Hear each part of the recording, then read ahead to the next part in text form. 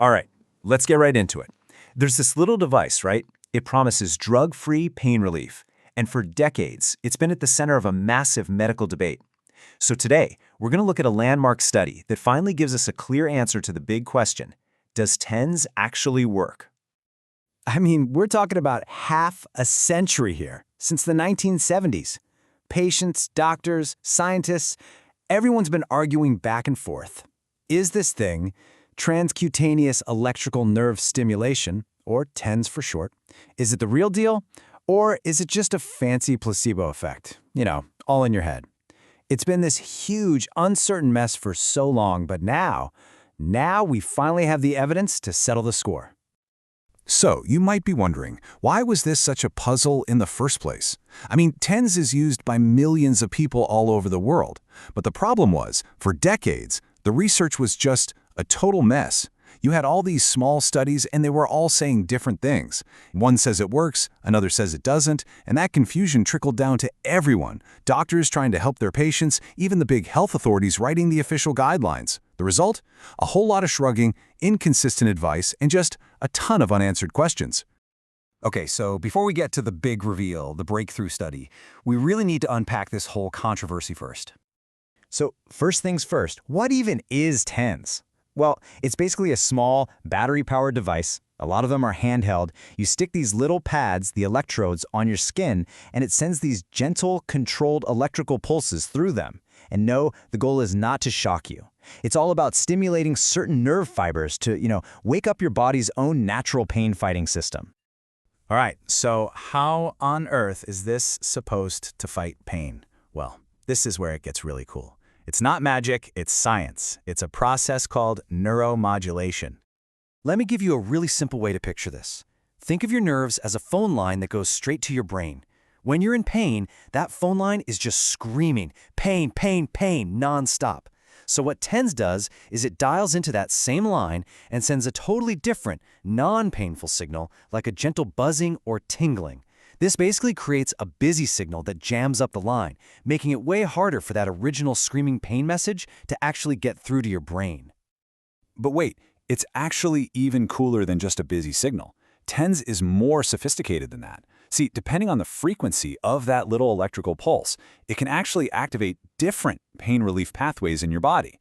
So a high-frequency pulse triggers the release of one type of natural pain pillar in your brain, while a low-frequency pulse triggers another one. The very same pathway, by the way, that's targeted by powerful opioid medications. It's like having two different keys to unlock your body's own personal medicine cabinet. Okay, so with all that background, let's finally meet the hero of our story. We're talking about a massive, game-changing meta-analysis that was published in the British Medical Journal. Its one big mission: to finally solve this TENS puzzle once and for all. And when I say massive, I mean it. The researchers didn't just look at a few studies here and there. Nope. They went out and gathered every single credible trial they could get their hands on. The final number they analyzed, a whopping 381 individual clinical trials. And think about this. Across all of those trials, the total number of people involved was, wait for it, over 24,000. 24,532 to be exact. That scale is just incredible. It gives the results a ton of weight, what scientists call statistical power, making them way, way more reliable than any single study that ever came before. And their process for this was just incredibly rigorous. They started with a mountain of almost 8,000 potential studies and just systematically sifted through them. They threw out anything that wasn't designed properly, anything that was low quality, until they were left with only the absolute best of the best. I mean, this is truly the gold standard for how you do medical research. All right, this is it, the moment of truth. After all that painstaking work, after 50 years of debate, what did the evidence from all 381 of those studies actually say? The answer? It was crystal clear. When they pooled all that data together, there was no ambiguity. TENS provides significantly more pain relief than a placebo, a fake device that just buzzes but doesn't do anything. And this wasn't some tiny, barely there effect either. The analysis found a large, statistically significant result that pointed right at TENS. And here's the really important part. This wasn't just a win on paper. The researchers found that the amount of pain relief was clinically meaningful. What does that mean? It means it's a difference that an actual person in pain would feel, a difference that would matter to them. So it's not just statistically better, it's real-world better.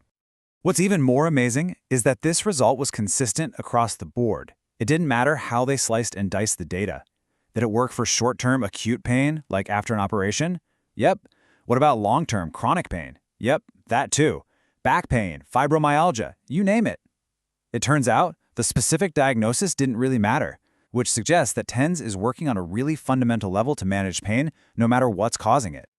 And then there's the safety question, and this is a huge one. Across all those studies with nearly 25,000 people, guess how many serious side effects were directly caused by TENS? 0. None.